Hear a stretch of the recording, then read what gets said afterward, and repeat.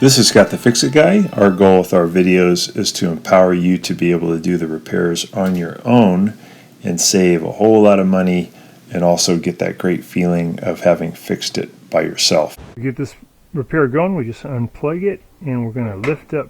This is where the filter is. There's two Phillips head screws that we remove here, and then we could pretty easily get the top panel off. It's pretty cool. It just hinges up. There's a couple of clips on the front that hold it back, so if you use like a standard head screwdriver or a paint scraper, you should be able to activate those clips. Sometimes you can just lift it up, or you can grab it and pull it towards you a little bit and then lift it up. But it's these clips here, one here, actually that one's missing. But the idea is that when you push in with the paint scraper or the standard head screwdriver, it pushes in and that lets go up there so you can hinge it up. Separate this modular connector here, and I usually like to use like a standard head screwdriver. This is just a small one. You kind of pry this out, it'll separate. And then you got to remove a screw here and a screw here, and then you can take the front panel off pretty easily. So the next thing is just to remove these two screws. That's very easy to do.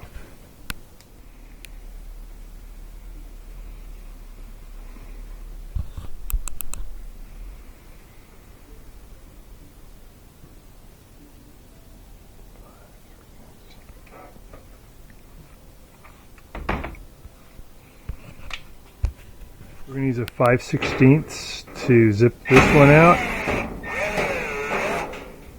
There's one. And there's this one.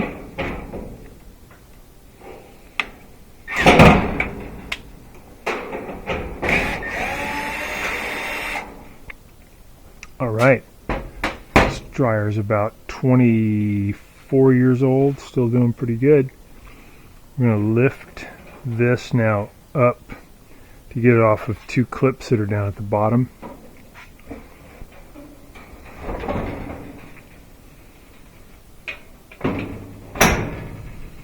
Came up.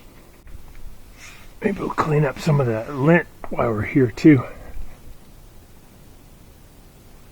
In order to clean up the lint, we're just going to lift up on the tumbler, kind of get that out of the way, and that's going to give us a lot better access to where all the lint has accumulated.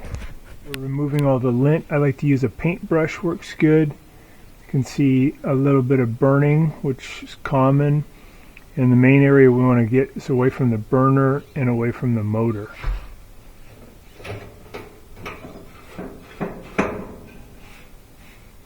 Sure adds up. There's no food in there, cat.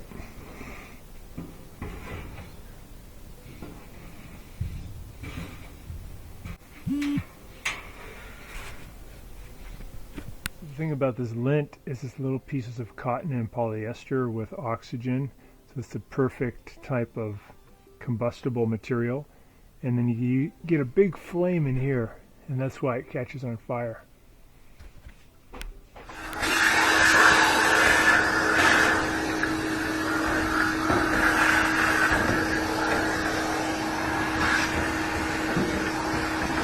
Alright, so we are going to get this put back together now. It's super clean.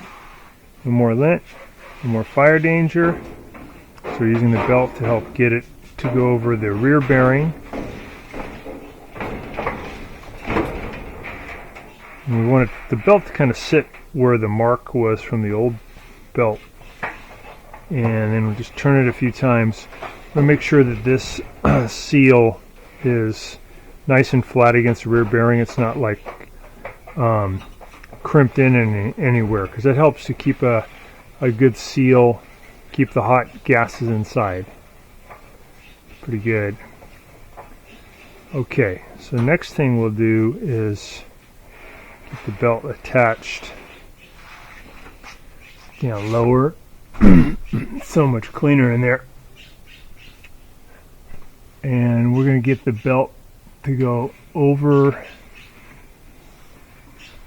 the either wheel. Either wheel is going to sit down inside this little ridge. Get to go over the either wheel, and then we're going to bring the either wheel to your right so you can get up over the motor pulley. Now it's over the motor pulley. And then kind of supporting it because the front bearing isn't there to hold up the front. So I'm going to hold it up and just slowly turn it. Make sure that it's not going to slip off. Looks good.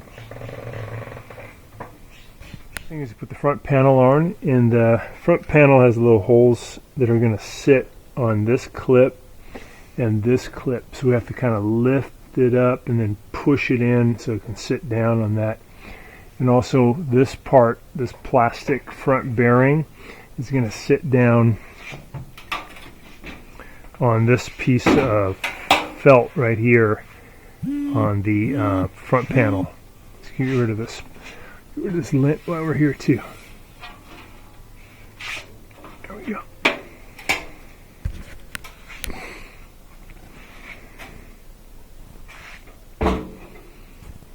So I'm going to kind of push this against my leg so I can support it. I'm going to get this against the bearing, lift up, and see if we can catch the bottom clips.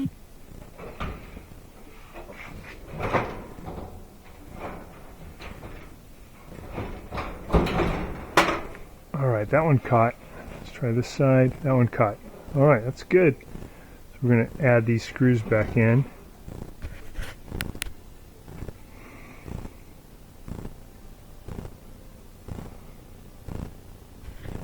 Adding those 5/16 screws back in, tighten those up, and we're going to reconnect this modular connector.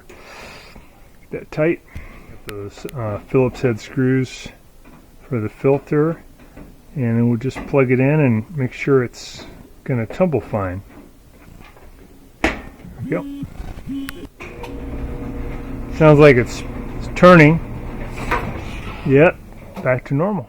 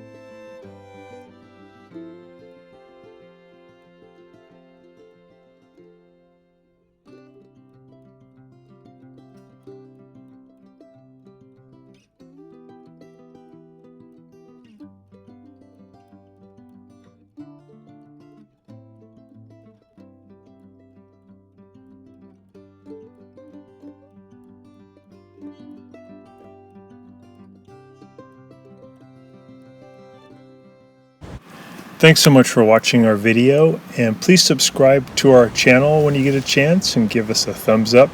If you can subscribe, we can send you more videos on how to repair your home appliances. Thanks again for watching.